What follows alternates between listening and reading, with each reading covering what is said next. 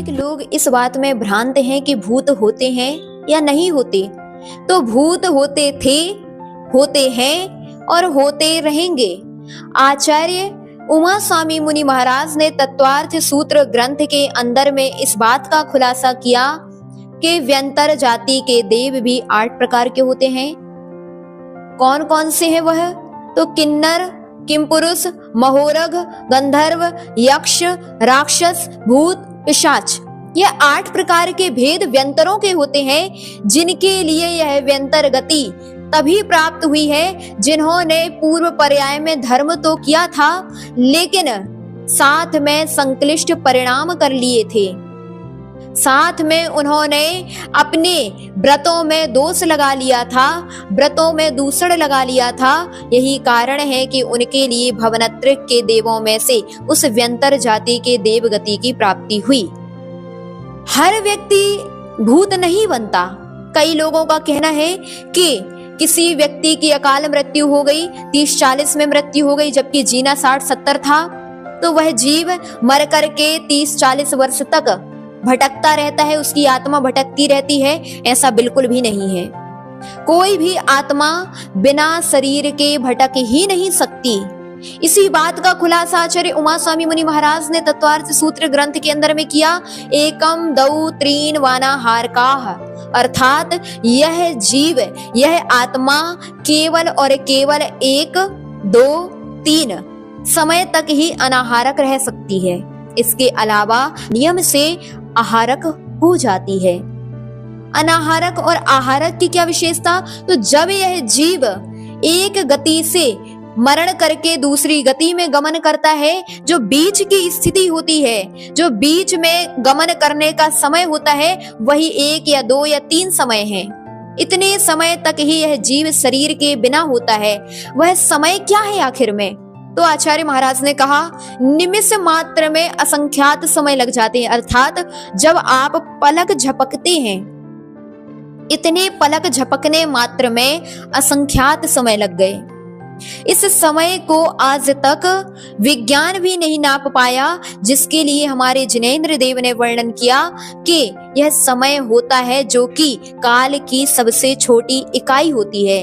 इतने समय तक मात्र ही यह जीव अनाहारक रहता है, बिना शरीर का रहता है, और 3 समय के बाद चौथे समय में नियम से यह दूसरे शरीर को ग्रहण कर लेता है। इसका तात्पर्य आत्मा कभी भी 3 समय के बाद भटकती नहीं है, नियम से दूसरे शरीर में जन्म ले लेती है, दूसरी पर्याय में जन्म ले लेती है। किसी के लिए हो सकता है कि वह व्यंतर जाति के देव, भूत, पिशाच आदि परेशान कर रहे हों, किसी प्रकार की प्रताड़ना कर रहे हो, अपने ही सगे संबंधियों को भी कर सकते हैं, आस पड़ोस के लोगों को भी कर सकते हैं, और अन्य किसी को भी, अनजान व्यक्ति को भी कर सकते हैं। किसके लिए करते हैं? तो आपने कभी उनके स्थान में जा करके आप पवित्रता की थी, उनसे बिना अनुमति के कार्य किया था, तो वह व्यंतर आपके लिए परेशान करने लगे।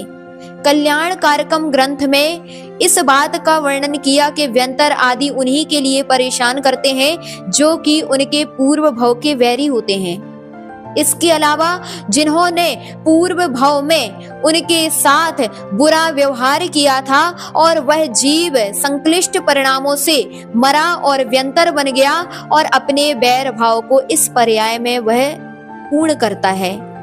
ध्यान रखना, व्यंतर, भूत, पिशाच आदि विकृत नहीं होते, किसी भी प्रकार के विकराल नहीं होते, कभी वह मांस का भक्षण नहीं करते, उनका भोजन हमेशा अमृत आहार ही होता है। व्यंतर अपनी आयु के अनुसार पक्ष में, माह में आदि समयों में अमृत का आहार करते हैं। उनके कंठ से अपने आप ही अमृत नियत समय में झर जाता है और उनकी भूख वेदना शांत हो जाती है।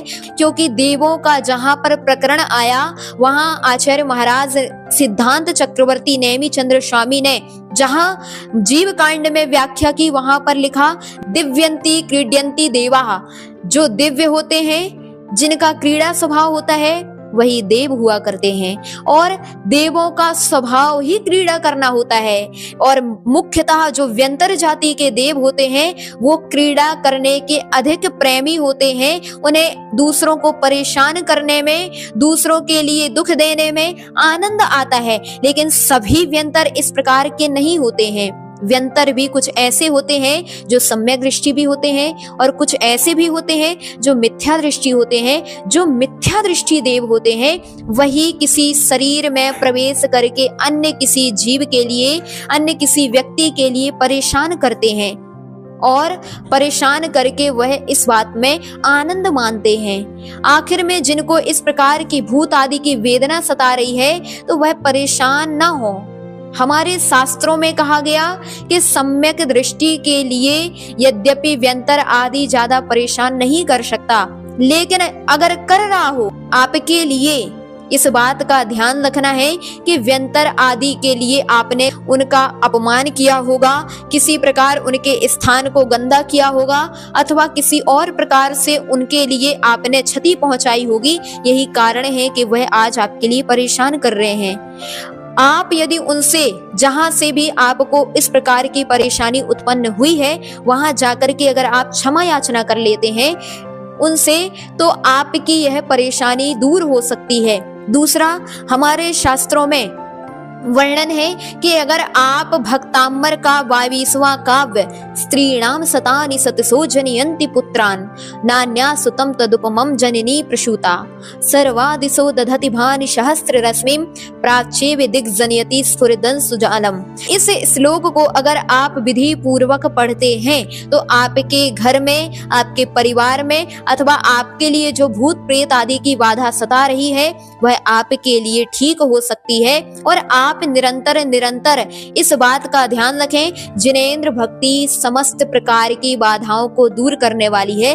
अगर निरंतर भगवान की भक्ति में तत्पर होते हैं तो वह भूत पिशाच आदि भी आपका कुछ बिगाड़ नहीं कर सकते। तो इस बात का हमें ध्यान देना है। हमें शास्त्रों का अवर्णवाद ना करके हमें शास्त्रों पर श्रद्धान करना है कि भूत तो होते हैं लेकिन जैसा अभी तक हम समझते आए हैं वैसे भूत पिशाच आदि नहीं होते हैं। इस बात का हमें ध्यान रखना है।